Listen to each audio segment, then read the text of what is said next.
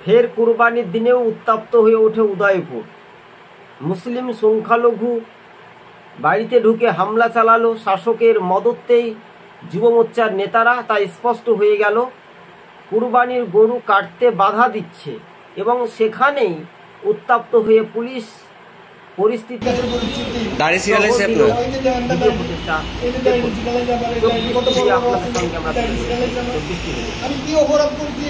নাম কি আপনার?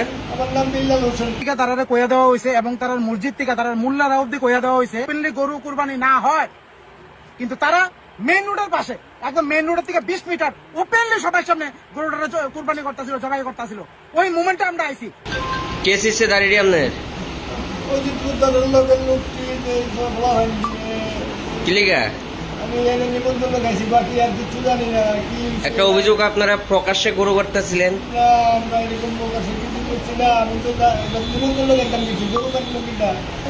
আমি গেছি শুধু তারা নিমন্ত্রণ করতাম। আপনার বাড়ি কোন দিকে? আমার বাড়ি মহারানী। আচ্ছা, আর কি ভাঙছে আপনার? আমার ওটু গাড়িটা ভেঙে গেছে, টমটম গাড়িটা ভেঙে গেছে।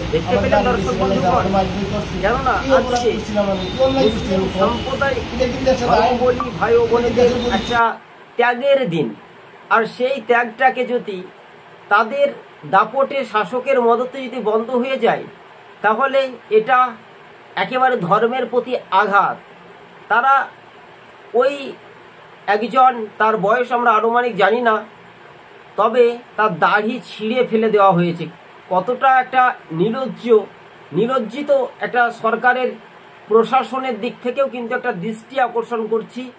তাদেরকে কঠোর শাস্তি দিতে হবে, কেননা আজকে যে কুরবানির দিনে যথেষ্ট পরিমাণে সারা দেশ, সারা বিশ্বে, সারা পৃথিবীতে আজকে কুরবানি অর্থাৎ আত্মত্যাগ পশু দিয়ে আত্মত্যাগ করানো হয়েছে, আর সেটাকেই বাধা দিল শাসকের নেতারা। আর স্পষ্ট হয়ে গেল উদয়পুরের মাটিতে দাঁড়িয়ে তারা বলছে যে রাস্তাতে করানো যাবে না, বাড়ির আশেপাশে করানো যাবে না। একটা আশ্চর্যজনক ঘটনা। আর এই ঘটনা নিয়ে আপনাদের মতামত অবশ্যই কমেন্ট বক্সে জানাবেন। আমরা কারো মদতে কথা বলছি না, স্পষ্ট সরজমিনে খতিয়ে দেখার পর শাসকের নেতাকে অবিলম্বে গ্রেপ্তার করানো হোক, এই দাবি কিন্তু আমরা তুললাম। ধন্যবাদ দর্শক বন্ধুগণ। 24 টিভি 2 ইউটিউব চ্যানেলটি ভালো লাগলে